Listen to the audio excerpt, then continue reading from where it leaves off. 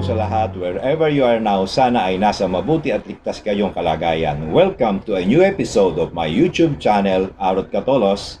We're going to devote today's video to politics and governance, especially on the subject, Philippine politics and governance. For a little background, under RA 10533, the Enhanced Basic Education Act of 2013 or the K-12 law, 2 additional years are added to basic education, and this subject is a specialized course taught to grade 12 level under the Humanities and Social Sciences strand. At the time they are about to participate in political activities like elections.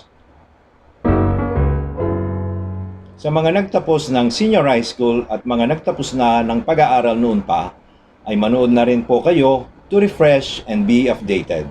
By the way, please click the link below for the curriculum guide of Philippine Politics and Governance. So let us proceed right away. Ano nga ba ang course description ng subject na ito? Philippine Politics and Governance introduces the student to the basic concepts and vital elements of politics and governance from a historical, institutional perspective. According to the curriculum guide, ang politics and governance ay pag-aaralan mula sa naranasang kasaysayan ng ating bansa at mula sa pananaw ng mga institusyon katulad ng pamahalaan, political parties at iba pa. In particular, it attempts to explain how the important features of our country's political structures, institution processes, and relationships develop over time. Titingnan nito ang mga istruktura, gawain, proseso at ang ugnayang nabuo sa mga kumikilos sa larangan ng politika sa pagdaan ng mga panahon. In the process, the course helps the learner gain a better appreciation of their rights and responsibilities as individuals and as members of the larger socio-political community to strengthen their civic competence. Ang subject na ito ay inaasahang makakatulong sa mga kabataang mag-aaral upang higit na maunawaan kung papaanong ang kanilang karapatan at tungkulin bilang mga kasapi sa lipunan ay mapagtitibay ang kanilang kakayahang sibiko. By the way, ang subject na ito ay itinuturo sa loob ng isang semestre katulad din ng kolehiyo. Ano naman ang mga nilalaman o coverage ng subject na ito? The first part is of course, Introduction to Philippine Politics and Governance. Ano ang kahulugan ng politics and governance? Paano ito napag-aaralan? Sinasabi ko sa klase ko, there is good and bad politics. It is just another instrument or medium, like a cellphone or a gun or a car. Mas mapapadali ka sa anumang gusto mong mangyari, pero ano ang gusto mo? Is it good or bad? Kasama sa pagtatalakay ang kahalagahan ng politics and expressing one's views or pananaw sa politics. Lesson number 2 is on political ideologies. Ito ang diwa o kung bakit at papaano nagdidesisyon ang mga political parties, politicians, government, and other players sa lipunan na may damdamin tungo sa isang paniniwala. Example ng mga political ideology ay liberalism, socialism, and conservatism.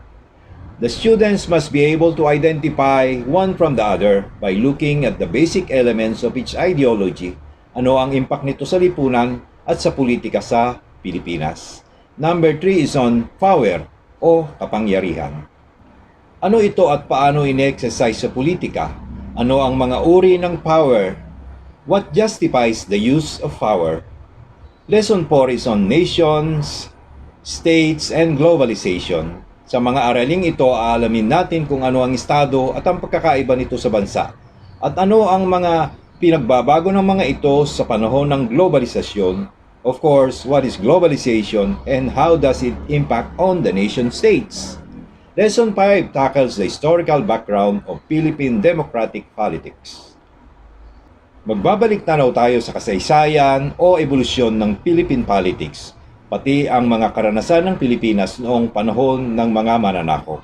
Ano ang mga naging anyo ng pamahalaan sa mga nakaraang panahon?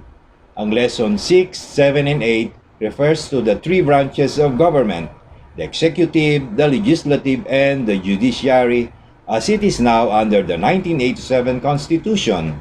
This lesson will discuss their roles in relation to the powers of the other two branches and the composition and qualification of the members of each branch. On this lesson, remember the principles of separation of powers and check and balance. Ang lesson number 9 ay patungkol sa decentralization and local governance. Ito ay mainly based on the context of the 1991 Local Government Code of the Philippines or Republic Act 7160. Binigyan din dito ang papel ng taong bayan sa pamamagitan ng different levels of local governance like the barangay, municipality, city, or province. Tungkol sa eleksyon at partido naman ang Lesson 10, Elections and Political Parties in the Philippine Context. Ano ang mga katangian ng ating electoral system and political parties? Civil society and social movements ang nilalaman ng Lesson 11. Dito nilalaman naman ang papel ng mga mamamayan bilang mga kasapi ng civil society at naging bahagi ng mga social movements even outside of the formal institutions. Think of NGOs like cooperatives, labor unions, and other sectoral groups, and even faith-based groups. Ang pagkamamamayan ay matatalakay sa Aralin 12, Citizenship. Ang tatalakayin dito ay ang tradisyonal at makabagong pananaw sa citizenship. Ito ba ay state-centric na nakasentro sa estado ang pagkamamamayan o participatory in nature kung saan mas aktibo sila sa mga public affairs? Ano ang halaga ng citizenship, political engagement, and youth empowerment? Finally, ang Lesson 13 is on integration. Paano magagamit ang mga ideas na natutunan sa klase upang alamin ang mga issues at programs na pwedeng maging paraan ng youth empowerment at engagement pati na sa paggawa ng mga project proposals? Bueno, overload ba sa Philippine politics and governance? Palagay ko not so dahil sa mga susunod na videos on the playlist Philippine Politics and Governance for Young Citizens ay iisa-isahin naman natin ang mga ito. So long for now, pero sulong tayo at sama-samang matuto. Again, keep on watching. Keep safe everyone. Please like, share, and subscribe. Maraming salamat.